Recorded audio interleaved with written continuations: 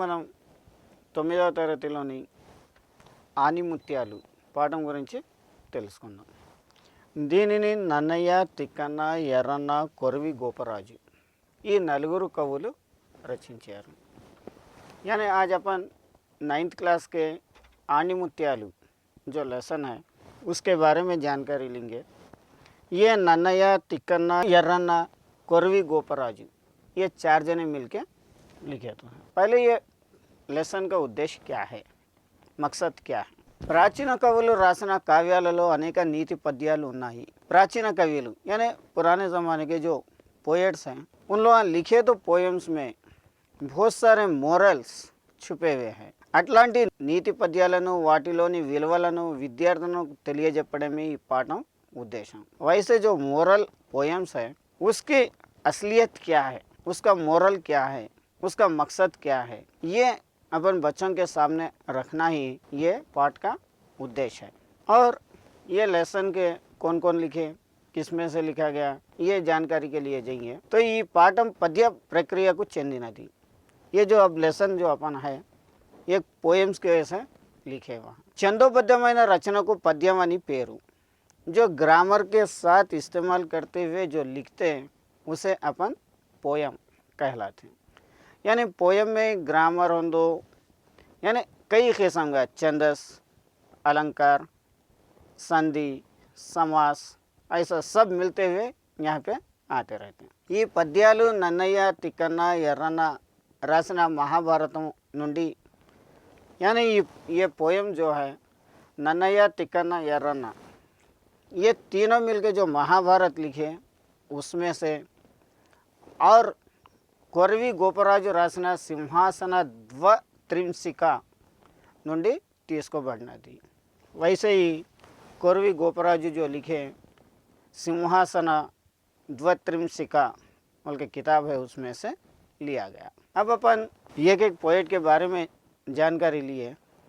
तो पहला पोयम నన్నయ్య के बारे में, उसके बारे में पहले जानकारी लेंगे. इतड़ू 11వ శతాబ్దానికి చెందినవాడు. क्या है, जो నన్నయ్య है 11th सेंचुरी के ज़माने का आदमी है. ఈ పాఠంలోని మొదటి పద్యం నన్నయ్య రాసిన ఆంధ్ర మహాభారతంలోనిది.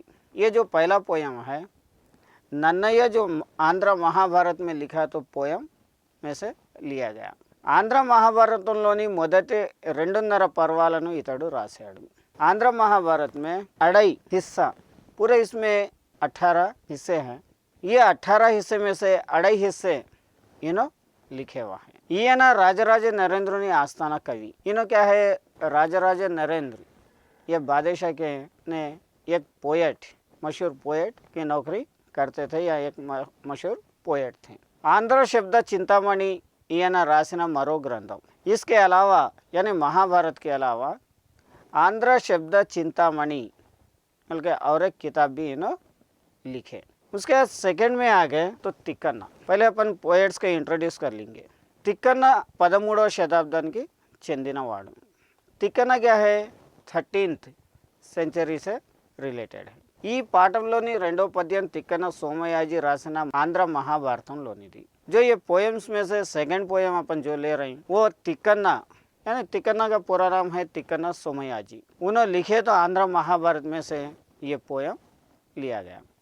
ఆంధ్ర మహాభారతంలోని 3వ पर्व నుండి 18వ पर्व వరకు ఈయన రాశాడు. जो आंध्र महाभारत में अभी अपन बता लिए थे कि 18 हिस्से है बोल के, तो 2.5 हिस्से उन्होंने लिखे थे, बाकी का आधा हिस्सा वैसे छूट गया. तीसरे हिस्से से लेके 18वें हिस्से तक इनो लिखते हुए आए. ఈయన నెల్లూరును పరిపాలించిన మన్మసిద్ధి ఆస్థాన కవి. इनो क्या है, नेल्लूर के जो महाराजा थे मनमसिद्धि उनके पास इनो एक कवि थे. निर्वचनोत्तर रामायणम ఈయన రాసిన మరో గ్రంథం. ये महाभारत के अलावा इन्हों भी और एक किताब लिखे हुए हैं, उसका नाम है निर्वचनोत्तर रामायण. ये किताब और एक इन्हों लिखे हुए हैं. और तीसरा है ఎర్రన్న. ఈయన 14వ శతాబ్దం వాడు. ये ఎర్రన్న क्या है 14th सेंचुरी से रिलेटेड है. ఈ పాఠంలోని మూడో పద్యం ఎర్రన్న రాసిన ఆంధ్ర మహాభారతంలోనిది.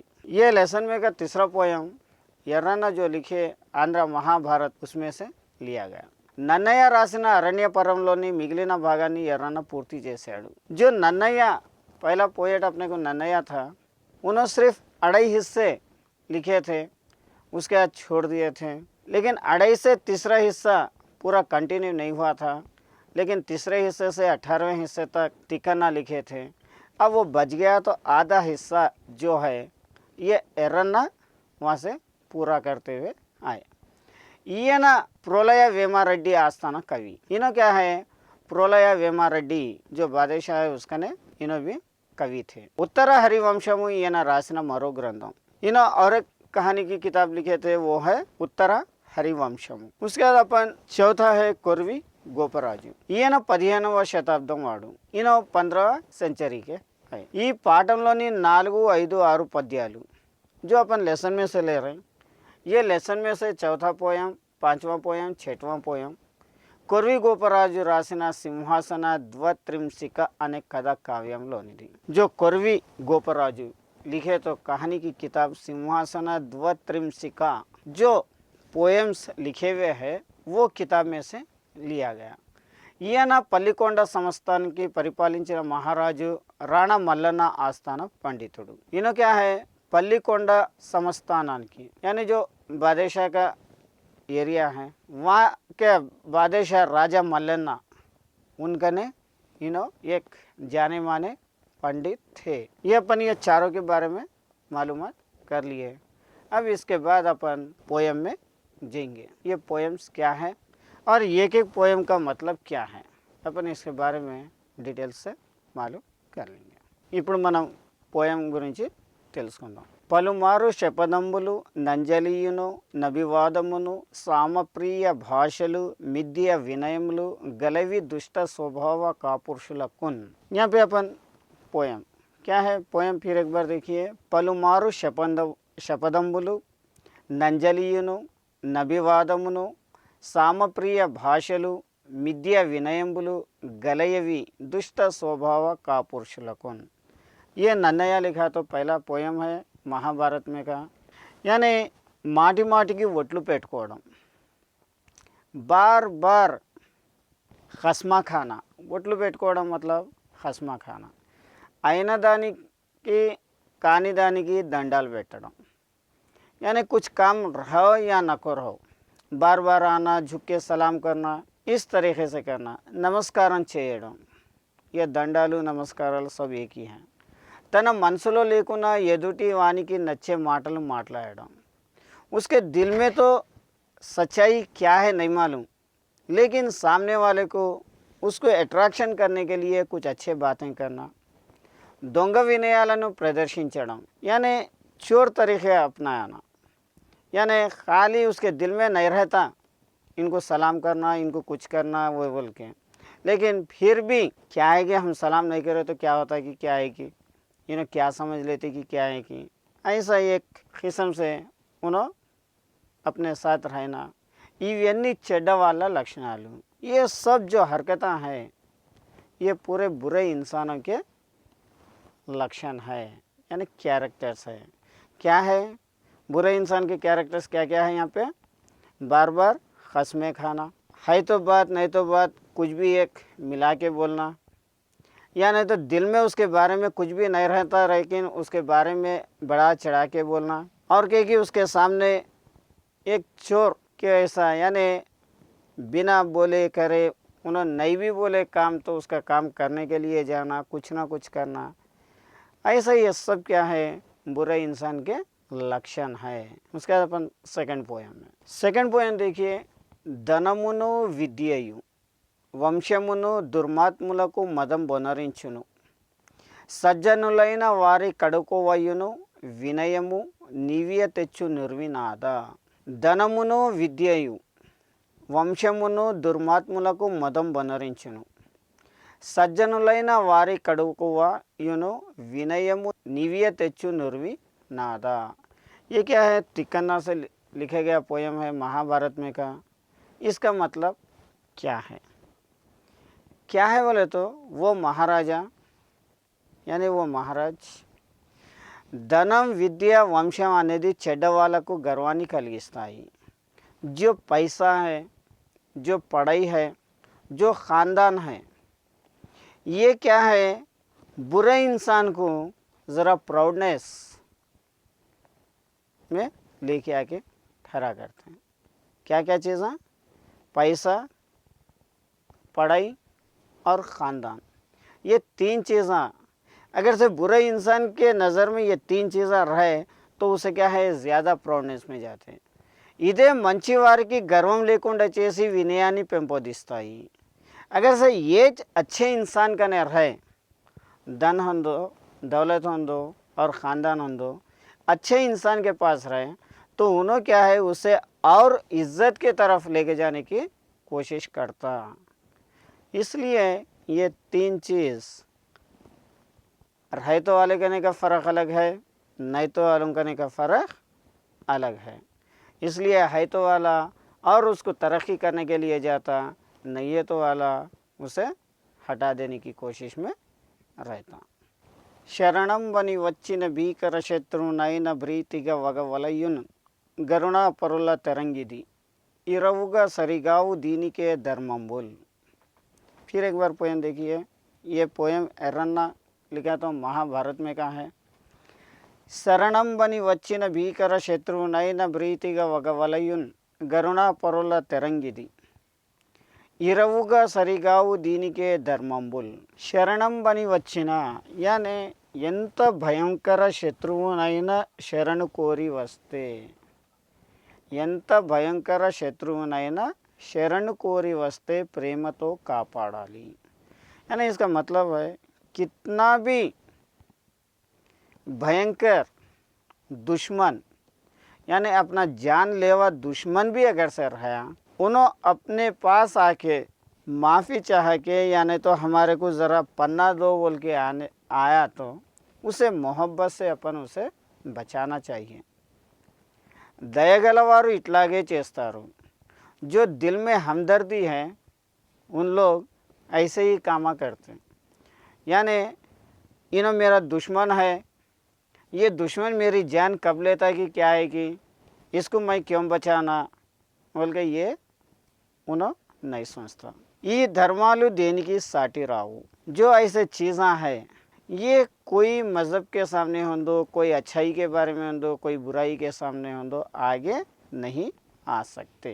जो अच्छे नेक कामा करने से, यानी कोई भी परेशानी से आया, चाहे अपना दुश्मन भी रहने दो, उसे पन्ना देना अपना काम है। बाद में सोचा जाए उन्हें अपना दुश्मन है या दोस्त है। ये पोएम में यही बता रहा है कि दुश्मन को होने दो, अपन एक सहारा देना, उसकी परेशानी के वक्त अपन साथ देना ज़रूरी है। Fourth poem. दान ధర్మములకు బూనక తన పొట్ట నింపుకొనక దలంచు జనుడే పశువు పసరమైన మెరుగు బండి ఈడ్చుదున్ననంత కంటే గష్టడండ్రు బుధులు। దాన ధర్మములకు బూనక తన పొట్ట నినుపుకొన దలంచు జనుడే పశువు పసరమైన మెరుగు బండి ఈడ్చుచు దున్ననంత కంటే గష్టడండ్రు బుధులు। देखिए अब इसमें का देखिए अपन, ये कोरवी गोपराज लिखे तो है। ये पोएम के बारे में भी अपन देखिए। దాన ధర్మాలు చేయక తన ఆకలి తీర్చుకోవడానికి మాత్రమే ఆలోచించే మనిషే పశువు। यानी किसी को भी दान हो दो, कुछ भी नहीं दिए तो ऐसा सिर्फ अपनी भूख मिटा लेने के वास्ते जो सोचता वो इंसान ही एक जानवर के बराबर है। जो इंसान किसी को भी कुछ भी नहीं दिया तो ऐसा अपना पेट भर लेने के वास्ते जो इंसान सोचता वो इंसान जानवर के बराबर है।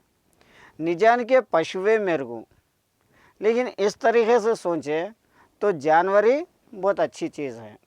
ఎందుకంటే పశువు బండి లాగుతుంది। क्योंकि जो जानवर है यानी बैला हो दो, कुछ भी हो दो, बंडी लाగుతుంది, यानी बंडी खींच लेते हुए काम करती है। పొలం దున్నుతుంది, खेती में हल चलाती है। మనిషి ఆ మాత్రం కష్టం కూడా లేకుండా తన పొట్ట నింపుకోవాలనే చూస్తాడు। लेकिन जो इंसान है वो इंसान इतना भी काम नहीं करे तो ऐसा, जैसे कि जानवर बंडी खींचना यानी तो कुछ मेहनत करना और कि खेतों में हल चलाना ये काम तो करते ही, करने के बाद ही जो ना खाने के लिए जाते हैं। लेकिन इंसान वैसा भी काम नहीं करे तो ऐसा उसका पेट भर लेना बोल के जो सोचता, इसलिए बोल के वो इंसान इंसान नहीं जानवर के बराबर है बोल के यहाँ पे अपन बता सकते। इसलिए कभी भी हम दो इंसान कुछ ना कुछ दान धर्म यानी खैरात करना ज़रूरी है। सिर्फ पैसा पूरा अपने पास रख लेके रहेगा, बहुत सारा पैसा रहेगा, गरीब की मदद नहीं करेंगे, सिर्फ अपनी भूख मिटा लेने के लिए उन्हें कोशिश करेंगे, तो वैसा इंसान जानवर के बराबर अपन काउंट कर सकते। जानवर तो भी थोड़ा बहुत मेहनत कर लेके खाने की चक्कर में रहते, लेकिन इंसान वो भी मेहनत नहीं करूँगा, मेरे माँ बाप कमाए तो पैसा है, मेरे पास खूब पैसा है बोल के बैठे हुआ रहेंगे, खाली अपना पेट अपन भर लेते हुए रहेंगे, दूसरों के बारे में नहीं सोचेंगे, वो इंसान बेकार है। धनमुनకు दानमुनु दपमुన్న కాచారమును రాజ్యమున కాజ్ఞయు జీవనమునకు యశము విద్యకు వినయమును నీతులకు వివేకము ఫలములు. ధనమునకు దానమును దాపమునకు కాచారమును రాజ్యమున కాజ్ఞయు జీవనమునకు యశము విద్యకు వినయంబును నీతులకు వివేకము ఫలముల్. ये भी कुर्वी गोपराजू लिखा तो पोयम है। ये पोयम का जानकारी अपन लेंगे, इसमें क्या बोलना चाह रहा हूँ। धनमुंटे दानिकी फलम दानम చేయడమే అట్లా తపస్సుకు ఫలం మంచి నడవడిక. धनमुंटे दानिकी फलम दानम చేయడమే. अगर से अपने पास पैसा बहुत सारा है तो इसका मकसद है, इसका रिजल्ट अपने को देता है, इसका एक फल अपने को देता है, वो फलिच है अपन किसी को भी दान करना है। अपने पास है तो उसमें से किसी को भी कुछ ना कुछ दान देना है, वैसा करना ही अट्ल చేయడమే तपस्सुకు फलम మంచి నడవడిక. जो अपन ये काम कर रहे हैं, जो काम वही है अपने को उसका रिजल्ट फलम, फलम का मतलब रिजल्ट, वही रिजल्ट है अपनी अच्छी चाल चलन क्या है तो वही बताता अपने को, अपनी अच्छाई क्या है, अपनी अच्छी चाल चलन क्या है, ये अपने को बताने का क्या है। अपने पास जो पैसा है उसे अपन दान कर रहे हैं या नहीं कर रहे हैं, वो इंसान कैसा है, कंजूस है या नहीं तो दान करने वाला है, यानी वो इंसान की फितरत कैसी है, ये सब यहाँ पे मालूम होती। राज्याधिकारान के फलम सक्रामమైన परिपालना. क्या है राज्याधिकारान की? जो भी एक राज्य का बादशाह बन रहा है यानी तो राज्य का बड़ा बन रहा है, तो उसका रिजल्ट क्या है, यानी उसका मकसद क्या है, उन्होंने क्या रिजल्ट देना है, बोले तो सक्रामమైన परिपालना, यानी अच्छी तरीके से राज करना। मैं तो बादशाह बन गया या नहीं तो प्राइम मिनिस्टर बन गया या नहीं तो चीफ मिनिस्टर बन गया, अब मेरे को कोई बोलने वाला नहीं है, मेरी मर्ज़ी के बराबर मैं चलता हूँ, ये गलत है। यानी उन्हें सीएम बने दो, पीएम बने दो या प्रेसिडेंट बने दो, कुछ भी बने दो, उसे कोई आदमी जिता के लेके आया, पब्लिक जिता के वहाँ पे लेके आई, बोले तो उसका मतलब है यहाँ पे सबको बराबरी से देख के अच्छी तरीके से राज करना है। ब्रतकों फलम कीर्तिनि संपादिंचడం. अपन जीने का मकसद क्या है, खाली खाना पीना सोना उठना ये नहीं होता। अपने जीने का मकसद यही है कि कुछ ना कुछ करके अपन नाम कमाना, ये अपना मकसद है। अपन कुछ ना कुछ अच्छा काम करना है, अपना नाम अपने ख़ानदान का नाम यहाँ पे रोशन करना है। विद्या को फलम विनयानि कलियुनुटा. पढ़े हासिल कर रहे हैं, आप अच्छा पढ़ रहे हैं, अच्छा बहुत सारा पढ़ लिए, लेकिन आप चार आदमियों को गालियाँ दे रहे हैं, तो ये मकसद नहीं होता। यानी पढ़ाई का रिज़ल्ट क्या है, आप दूसरों को इज़्ज़त देना है और दूसरों से इज़्ज़त लेना है। टेक रेस्पेक्ट गिव रेस्पेक्ट, इज़्ज़त लेना है और इज़्ज़त देना है, यही अपने को पढ़ाई का रिज़ल्ट है। अपन पढ़ लिए कर लिए लेकिन किसी को भी अंदर आलतू फालतू बोल लेते हुए गए तो उसका मकसद वो नहीं रहा। नीति की फलम विवेकम तो ग्रहिंचड़मे. नीति मोरल, मोरल का रिजल्ट क्या है, यानी सोच समझ के उसको हासिल करना है। अब कोई कुछ बोल देते, अब बाहर जाने वाला कोई भी कुछ भी एक बोल देता, कोई एक दोस्त आके कुछ भी एक बोल देता दूसरों के बारे में, ये नहीं सोचना है कि उन्होंने सही बोला या नहीं बोला, पहले अपन ये सोचना है कि उन्होंने सही बोल सकता है या नहीं बोल सकता है, या नहीं तो अपन जब तक आँखों से नहीं देखे, जब तक कान से नहीं सुने, जब तक ये चीज़ को अपन हासिल नहीं करना है। जब अपने कान में पड़ेंगे या नहीं तो आँखों से देखेंगे तो जब भी अपन उसके बारे में एक्शन लेना है, लेकिन जल्दबाजी करके जो एक्शन अपन नहीं ले सकते। क्या है, मोरल अपन कभी भी हो तो हासिल करना है तो क्या है, अपन सोच समझ के उसको हासिल करना है। ये चीज़ अच्छी है या नहीं है, अच्छी है तो उसको हासिल करने की कोशिश करना है, उसके पीछे लगे हुए रहना है। वो हासिल नहीं हो रही तो भी उसका पीछा करना है, उसको हासिल करना है। एक चीज़ अपने को बुरी नज़र आ रही तो उसको छोड़ने की कोशिश करना है। जहाँ तक हो सका वहाँ तक अपन छोड़ देने की कोशिश करना है, यानी अच्छाई को अपनाना है, बुराई को छोड़ देने का है। यही यहाँ पे पोयम समझा रहा। नेक्स्ट पोयम है, పరభూమికి జనుదో దస్కరుల నగపడదు వ్రేగువ దెచ్చట నెవ్వరినైన హితుల చేయును ధరలో మణి విద్య బోల ధనములు గలవే.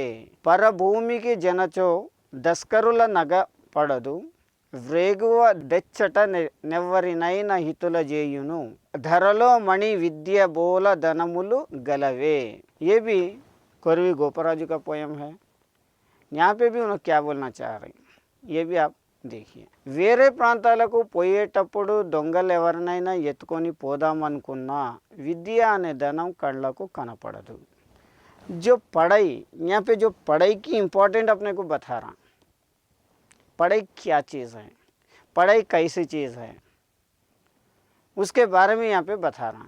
क्या बोल रहा हूँ, వేరే ప్రాంతాలకు పోయేటప్పుడు दूसरे प्लेसेस में अपन जाते वक्त या नहीं तो दूसरे कंट्रीज़ को जाते वक्त, दूसरे स्टेट्स को जाते वक्त अगर से कोई चोर आके चोरी करने की कोशिश करा तो अपने पास है तो धन दौलत सब उठा लेके चले जा सकता. लेकिन जो अपने कहने पढ़ाई बोलते तो दिमाग में जो बैठे हुई है जो चीज़ है वो चीज़ उसके आँखों को नज़र नहीं आती. వేరే ప్రాంతాలకు పోయేటప్పుడు దొంగలు ఎవరైనా ఎత్తుకొని పోదామనుకున్న విద్య అనే ధనం కళ్ళకు కనపడదు. जो पढ़ाई बोलते तो जो अपने पास छुपे हुआ जो पढ़ाई बोलते तो धन है वो उन लोगों के आँखों को नहीं दिखता. आपके पास पैसा है या जेवर है या कुछ भी है, यह उनके आँखों में नज़र आता, वो उठा लेके जाते. लेकिन आपकी जो पढ़ाई है उन लोगों को नज़र नहीं आती और वो लेके नहीं जा सकते. అతిశయించిన వారిని కూడా మన మేలు కోరే వారిగా చేస్తుంది. जो ये पढ़ाई जो है, ये पढ़ाई क्या है, दूसरों के भी मेल यानी अच्छाई, दूसरों को भी अच्छाई करना, उन लोगों को भी अच्छे रास्ते पे लेके जाना बोल के एक सोच में अपने को लगा देती. जो भी आदमी बुराई कर रहा तो भी उसको अच्छे रास्ते पे लेके जाना, ये चीज़ अपने को ये पढ़ाई दिखाते रहती. అట్లాంటి విద్యకు సమానమైన ధనం లోకంలో లేదు. इस जैसी पढ़ाई जो है अपने कहने, वो पढ़ाई कौन से धन दौलत के सामने नहीं आ सकती. और दुनिया में पढ़ाई जैसी कीमती चीज़ है, उसकी उतनी कीमती चीज़ अपने पास जो धन दौलत पैसा ऐसा जो भी है वो दुनिया में कुछ काम को नहीं आता. यहाँ पे ये 6 पोएम्स के मतलब ये है. ఇప్పుడు మనం గ్రామర్లోకి వెళ్తే భాషా భాగంలో 5 అవి నామవాచకము, సర్వనామము, క్రియ, విశేషణము, అవ్యయము. ఈ 5 రకాలుగా భాషా భాగంలో ఉన్నవి. यानी भाषा भागम यानी ग्रामर 5 है, 5 पार्ट्स है. ये पहले है नामवाचकम यानी हिंदी में संज्ञा, सर्वनामम सर्वनाम, क्रिया यानी वर्ब, नाउन प्रोनाउन वर्ब. उसके बाद क्या है, एडवर्ब है, उसके बाद एडजेक्ट. एडवर्ब ये कहा जाता. उसके बाद क्या है, अव्ययम. अव्यय बोले तो एक्सक्लामेशन देने के लिए, यानी कुछ चीज़ों के बारे में अपने को मालूमात करने के लिए. तो पहले नामवाचकम. ये नामवाचकम क्या है, పేర్లను తెలిపే పదాలను నామవాచకం అంటారు. नेम्स, अपने नेम्स जो रहते वो बताने वाला है नाउन. यानी इंसानों के नाम आ रहे दो या जानवरों के नाम आ रहे दो या कुछ प्लेसेस के नेम्स रहें दो या कुछ भी, सिर्फ यहाँ पे नेम आना है. जो नेम्स को यहाँ पे बताते हैं वो है नामवाचकम यानी नाउन. उसके बाद प्रोनाउन, यहाँ पे नाउन का एग्जाम्पल क्या है, हैदराबाद। यहाँ पे हैदराबाद क्या है, शहर का नाम है। काकी, काकी एक जानवर का यानी तो पशु का नाम है। यहाँ पे राधा यानी इंसान का नाम, यानी यहाँ पे प्लेस रहने दो या नहीं तो इंसानों के थिंग्स कुछ भी रहने दो, नेम्स यहाँ पे बताए जाना है। सेकंड है सर्वनामम। सर्वनामం क्या है, నామవాచకమునకు బదులుగా ఉపయోగించే పదాలను सर्वनामम అంటారు। जो नाउन के प्लेस में रिप्लेस यानी ही शी इट, इंग्लिश में आए तो ही शी इट, यानी नाम की जगह क्या कर रहे हैं अपन, ही यानी तो शी नहीं तो इट। वैसे यहाँ पे भी अपन नाम की जगह जो इस्तेमाल कर रहे हैं क्या है, अदि, आमे, अतड़ु, वारु, मीरु, ये सब क्या है, सर्वनामम, यानी नेम की प्लेस में इसका इस्तेमाल अपन कर रहे हैं।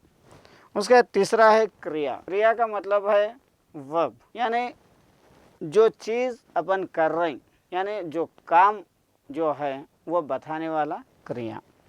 నామవాచకం చేసే పనిని తెలుపును క్రియ, తెలియజేయునది క్రియ। क्या है, नामवाचकम जो नाउन जो काम कर रहा वो काम को बताने वाला ये वर्ब, यानी जो काम है वो काम कुछ अपन वर्ब कहलाते हैं। एग्जाम्पल रासिंदी यानी लिखना, लिखी। तिन्नाडु खा लिए या खा रहा या खा रहे। वच्चिंदी आया, ये सब कामा है। पोयाडु उन्हों गया, यानी आना जाना, खाना पीना, सोना, खेलना, कूदना, जो ये सब कामा है, ये कामों को बताने का क्रिया। उसके बाद है विशेषणम। विशेषणम क्या है बोले तो जो नाउन के गुण क्या है, వస్తువులకు సంబంధించిన గుణాలను తెలుపునది, यानी जो भी चीज़ है वो चीज़ों के गुण क्या है, ये गुण बताने वाला విశేషణము। जैसे कि एग्जाम्पल ले लेंगे अपन, పాల పిట్ట అందంగా ఉన్నది, नहीं तो వేపకాయ చేదుగా ఉన్నది। जो नीम का फल है वो कड़वा है, यानी ये कड़वा क्या है, विशेषण है, यानी जो नीम का जो फल है उसकी खासियत बताना। चक्कर तीयगा नदी, शक्कर मीठी है, ये मीठी क्या है, उसका गुण है। सना मंची विद्यार्थिनी, सना एक अच्छी लड़की है, ये अच्छी क्या है, उसके गुण है। यानी ऐसे गुण को बताने वाले हैं विशेषण। ये आज के लिए ये चार अपन कहा।